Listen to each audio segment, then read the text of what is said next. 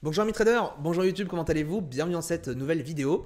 L'analyse technique est un élément les plus importants pour trader parce que ça va vous permettre de repérer les zones de prix et donc vous repérer sur les marchés financiers. Dans cette vidéo, je vais vous expliquer la méthode complète pour pouvoir tracer les zones de prix, les supports et les résistances. C'est parti!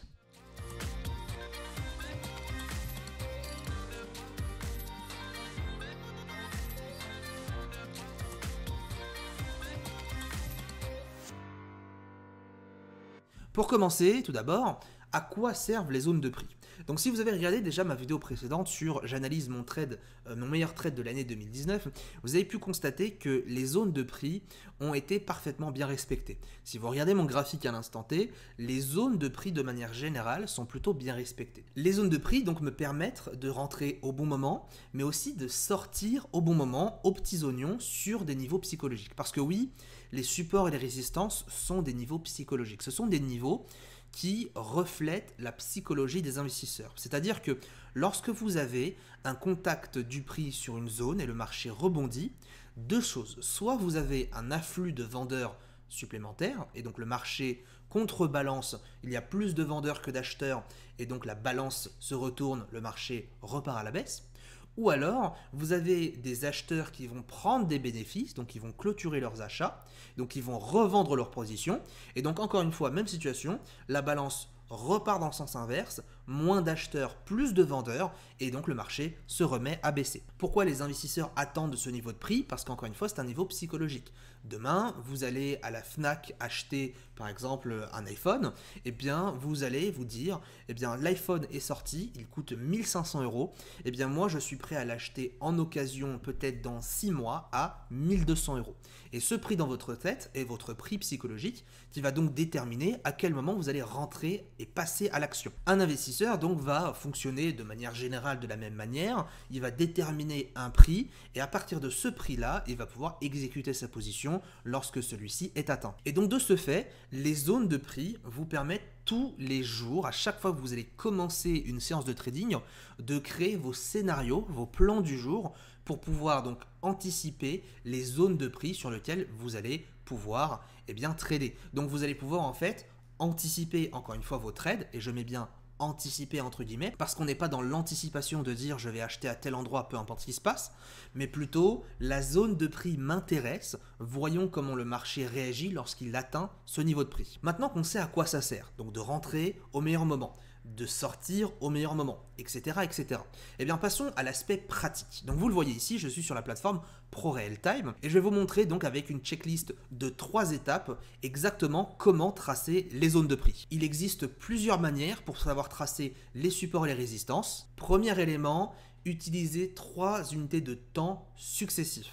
Deuxième élément, tracer tous les supports et résistances sur vos 3 unités de temps. Troisième étape, regrouper et trier tous les niveaux techniques qui se rapprochent. De cette manière-là, vous allez avoir les niveaux techniques les plus intéressants.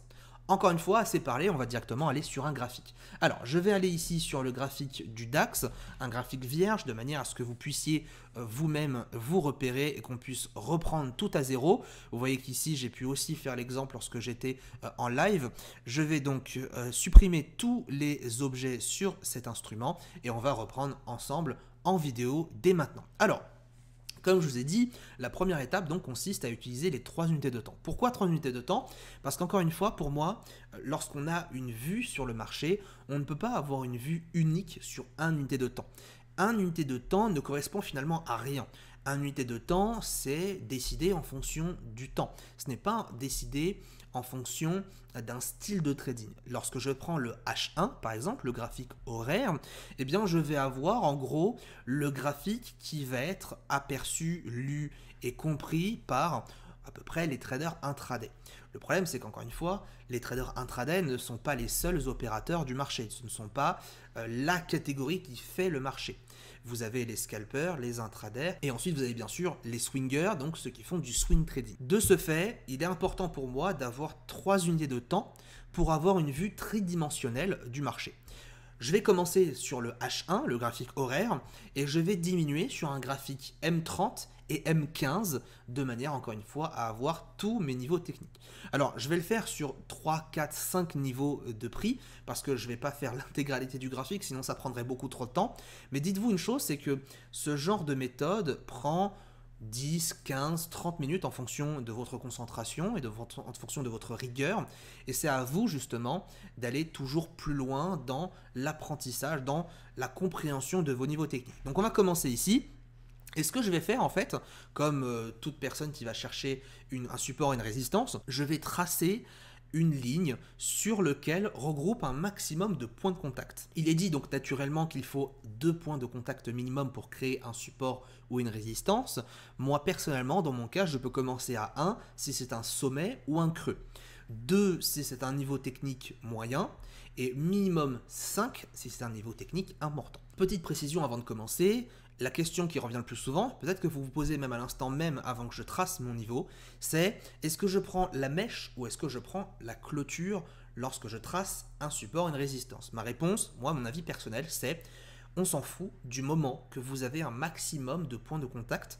Préférez aligner votre niveau technique au meilleur du prix. Peu importe si c'est de la clôture ou de la mèche, le plus important, c'est d'avoir repéré un niveau sur lequel les opérateurs vont avoir une réaction. Donc, exemple juste ici, ce niveau technique pour moi m'intéresse puisqu'il a 2 points de contact sur un sommet qui pourrait faire penser à un double top. Je trace ici, donc encore une fois, tous les niveaux. Ce que je vais faire, c'est que je vais commencer d'en haut, ici, sur le niveau 13 425, et je vais m'arrêter juste en bas sur 13 000 points, donc ça va nous faire quadriller 400, 430 points à peu près de zone. Donc je continue, ici vous voyez qu'on a un point de contact, 2 points de contact, 3 points de contact et un quatrième ici, et je vais donc pouvoir juste là tracer mon niveau technique. Et je continue encore et encore, ici je vais avoir un point de contact qui va potentiellement être intéressant, pourquoi? Parce que en même temps d'avoir un contact juste là, j'ai un point de contact ici, un point de contact là, un point de contact là, etc., etc. Ça me donne encore une fois l'impression d'avoir une zone de prix intéressante. Tout ce que je suis en train de faire là, c'est de l'exercice. Donc je commence, je gribouille, je gribouille, je gribouille, et à la fin, ensuite, lorsque j'ai fait mes 3 unités de temps, c'est là que je rentre dans la partie réflexion, tri et analyse. Donc si vous voyez des niveaux techniques sur lesquels vous dites qu'est-ce qu'il fait, il est complètement drogué, qu'est-ce qu'il est en train de, pourquoi il est en train de mettre ça sur ce niveau-là, c'est parce qu'encore une fois, je gribouille. Le plus intéressant du travail, c'est à la fin, c'est de trier tout et de rassembler la meilleure information. Donc je continue, ici je vais avoir un niveau technique qui m'intéresse, hein, un support ici, double support qui devient une double résistance, plutôt intéressant. Ensuite je vais continuer, je vais aller donc juste là, vous voyez qu'ici on a un support, support, support, résistance, support, etc. Je descends, pareil, même situation là, un support, une résistance, double support, etc., etc. Je vais avoir ensuite ce niveau technique là, qui rebondit à 3 reprises, et ainsi que le dernier niveau technique qui va se situer pour moi juste là sur le cours de clôture. Ça, c'est mon première unité de temps. Vous voyez encore une fois qu'à chaque fois que j'ai pu tracer un niveau technique, comme celui-ci, à chaque fois, j'avais quand même de bons points de contact. Alors attention, quand je dis de bons points de contact, c'est que derrière, il y a un engagement du prix. C'est que derrière, le marché effectue un mouvement important pour pouvoir me faire comprendre que là, il y a eu une réaction à l'instant T. Je prends ici cette ligne, vous voyez qu'à chaque fois qu'on a tapé dessus, hein, c'est toujours pas au point près, mais c'est dans la zone, aux alentours, à chaque fois, il y a eu une réaction du prix à la hausse comme à la baisse. Et c'est cette réaction-là que je vais chercher à chaque fois que je trace un support, une résistance. Donc je continue encore et encore et encore, et cette fois-ci, je vais aller sur du M30, d'accord? Et je vais faire quelque chose d'assez important. Je vais aller dans Pro Time complet et je vais désactiver en fait ici eh bien, mes lignes. Donc pour désactiver mes lignes, juste là, je vais cliquer ici dans afficher les lignes sur les unités de temps inférieures et je vais exactement faire la même chose maintenant avec par exemple une ligne verte. Même chose, je continue et petit à petit jusqu'aux 13 000 points, je vais gribouiller mes niveaux techniques. Donc je vais encore une fois continuer jusque là. Ici je trouve un niveau technique intéressant. Ici c'est pareil. Ici c'est pareil. Alors vous voyez que je ne mets pas beaucoup de temps, mais parce que bon, encore une fois, ça fait 7 à 8 ans que je trade maintenant. Donc l'habitude, hein, mon œil qui a l'habitude de voir des supports et résistants, je connais aussi ma méthode par cœur. Donc à partir de là, je ne mets pas énormément de temps. Je sais ce que je fais. Là-dessus, c'est bon. l'unité de temps M30 est terminée, et bien maintenant je vais passer à l'étape suivante, le M15. Et le M15, encore une fois, je vais faire exactement la même chose. Cette fois-ci, je vais aller avec un niveau en noir et je vais examiner les mêmes niveaux techniques. Donc juste ici, les mêmes niveaux. Je vais examiner ce niveau qui m'a l'air pas mal, ce niveau qui m'a l'air pas mal, ce niveau tout en bas qui m'a l'air aussi pas mal. Et j'ai que ça, moi, qui m'intéresse sur du M15. Voilà, maintenant c'est fait. J'ai mes 3 unités de temps qui ont été analysées avec mes niveaux techniques. Maintenant, qu'est-ce que je fais?